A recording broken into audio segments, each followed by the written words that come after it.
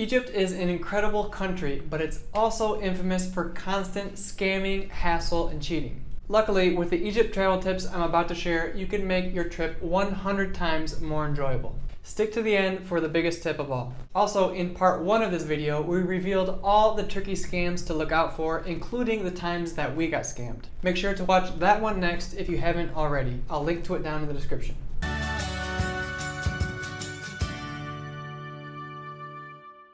Alright, so we're going to list these tips out rapid fire. Here are some ways to avoid hasslers on the street. First is to try to walk closely behind other locals, especially other women if you can. If there are a bunch of hasslers and hoggers on the street, you can essentially use these nice women as bodyguards. You could also try to pretend to grab selfie videos while you're walking down the street and maybe they won't bother you. You could also try just putting in headphones even if you don't have music on to pretend you don't hear people.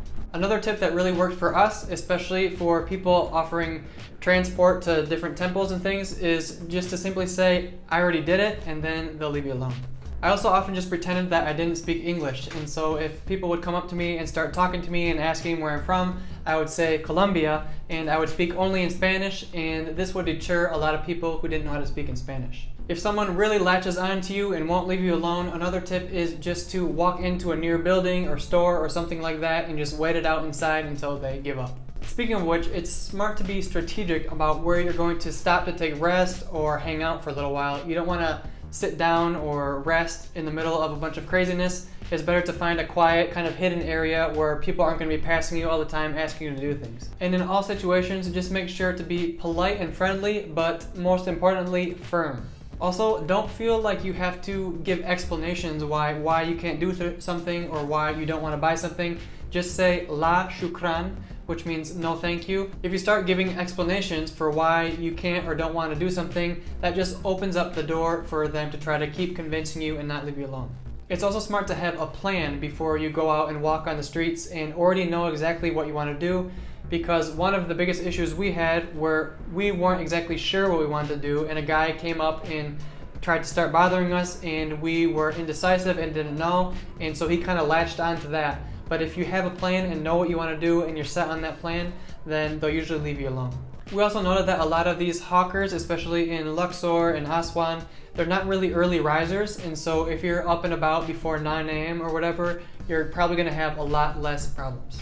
Next are tips to avoid the hotel switching problem that we explained in the last video, where you book somewhere and then they arrive and then they say they don't have any space and they send you to another hotel.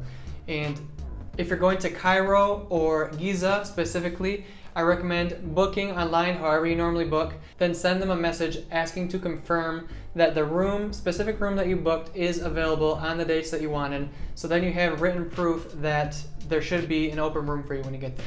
Also, when you're using these booking platforms and reading the reviews of other people, don't rely only on the reviews from the specific booking platform, for example, booking.com or Hostelworld. It's also a good idea to check the reviews on Google. And so there are some hotels that we found that they had really nice reviews on booking.com or Hostelworld, but then when I checked it on Google reviews, a bunch of people were saying that they canceled their booking and they had all these problems, but they couldn't leave a review on the actual platform. The next tips might seem a little bit silly, but you can really make your experience better by having the right mindset before you hit the streets. If you go out expecting to go to war and you're all tense and stressed and everything, you're likely going to have a bad experience. But if you just put in your mindset, just have a chill mindset and go out and have fun. If people bother you, just be relaxed, just keep saying no, la shukran, no thank you, la shukran, and just go with the flow, you'll have a much better experience. And if you're the type of person who gets overwhelmed by these types of situations, it might be a good idea just to book a tour instead of trying to go out in the streets by yourself.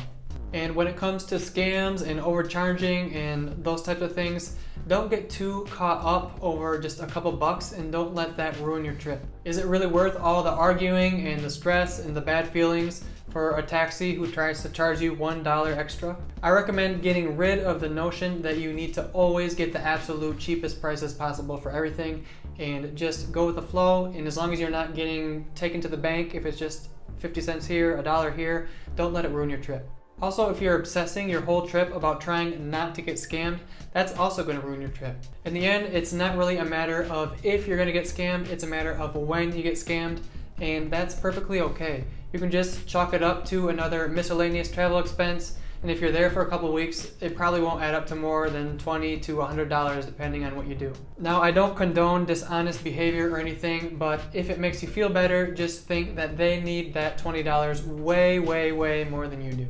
Also, remember that it isn't rude to ignore someone who's hassling you after you've already told them no thank you. You did your part by saying no thank you, and so don't feel like you're being unpolite if you don't let them suck you back into a conversation. That said, the sad part about all of this is that after a few hours of constant hassle and everything, you start to put up walls automatically and automatically ignore whoever's trying to talk to you. It sucks because it turns you into a person that you don't want to be, and it prevents you from making meaningful connections with locals who are just trying to be friendly.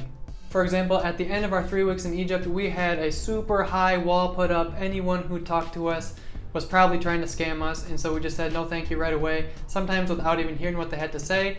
And when we got to the pyramids, there was a group of kids that came up to us and asked for pictures, and we thought right away, oh no, they're just going to do the same thing as everyone else and take a picture and then try to charge us money. But no, they were just innocent kids being kids, and they wanted to take selfies with foreigners because they thought it was cool.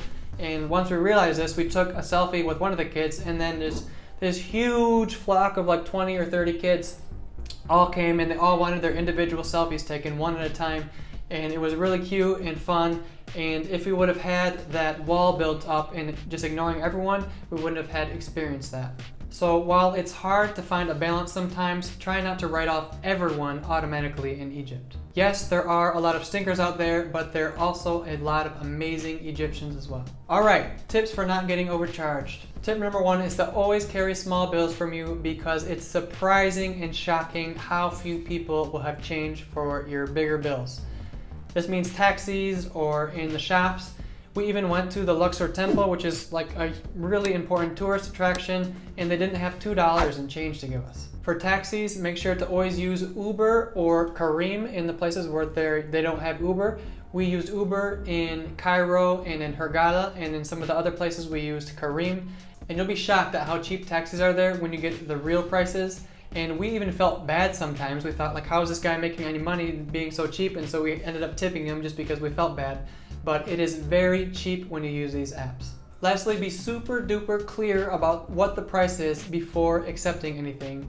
If you're going on a boat tour or whatever and they say it costs $15, make sure it costs $15 total, not $15 per person, not $15 per hour, not $15 per person per hour. Make sure that you know exactly what you're getting into, and even document it if you have to before you accept anything. If you plan on using the internet in Egypt, do some research beforehand to make sure all the web pages that you need to go to are available in Egypt and they're not blocked. Otherwise, make sure to set up a VPN that works in Egypt before you get to Egypt. Otherwise, you won't be able to access it while you're there. If you normally use a VPN for privacy purposes when you're using public Wi-Fi, another good option is to get a data plan on your phone. While in Egypt, you can get a local physical SIM card, but you might have problems getting the real prices. You could also get a travel eSIM. For example, I used Olafly while I was in Egypt, and if you're interested in that, you can use the link in the description and use Project Untethered for 5% off. Now onto tips about fixing problems that pop up, and the number 1 tip is that money talks. This could even be as little as 50 cents in some cases. Now, I'm not a big proponent on tipping for ridiculously stupid things, or what a lot of people call nothing jobs, but in some cases, if you need help with something or if you want to avoid an uncomfortable situation, giving a little tip can help. We actually probably made the mistake of being too stingy and not tipping these types of people just because we are sick of being seen as a walking ATM all the time.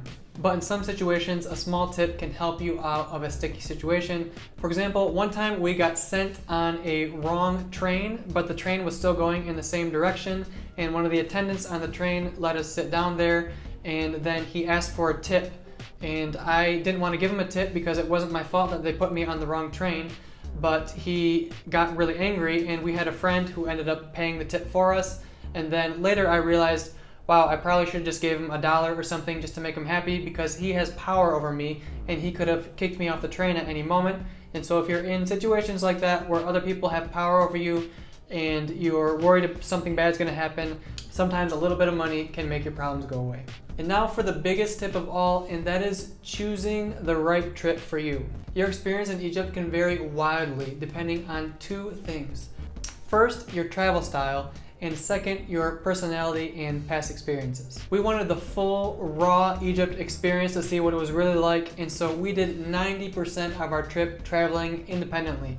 That meant organizing all of our hotels, going out in the street to talk to people to find the tours, finding our own food, doing everything by ourselves. Naturally, doing things this way will expose you to a lot more hassle. If you want to see all the jaw-dropping sights without all the headaches, you can probably avoid 90% of issues by just booking organized day tours or multi-day tours, or even taking like a Nile cruise that goes down the Nile and stops at a bunch of popular sites along the way, where you have everything organized for you. You have your accommodation, your food, the tour guides take you out to the different places so nobody bothers you there. And so that can be a totally different experience. The downside to this way is obviously it's going to cost more, and you'll be with a tour group, so you'll have less flexibility with your time. You'll have to go visit the places at times when they're busy maybe, and you won't be able to stay as long as you want. But the upside is you get to see these incredible places without much of the hassle, and so it all comes down to your priorities. We tried both of these styles while traveling Egypt, and they both have their merits. Traveling independently was a worthy challenge, but we also thoroughly enjoyed our organized tours to Orange Bay and our cheap all-inclusive resort in Hurghada. If you'd like to see what those are like, you can check out this video next. See you guys in the next one. Bye-bye.